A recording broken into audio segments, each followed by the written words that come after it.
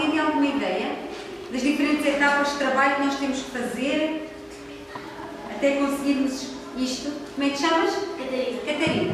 Fazer um resumo de ideias para ter um bocadinho mais fundamental no jornal.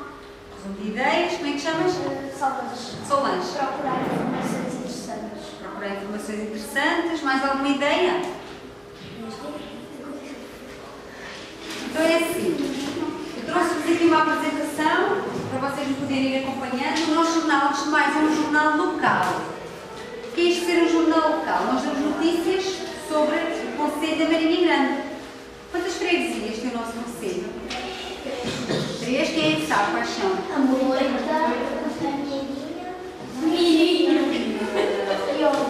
Marinha Grande, Moita, Vila Maria. Muito bem.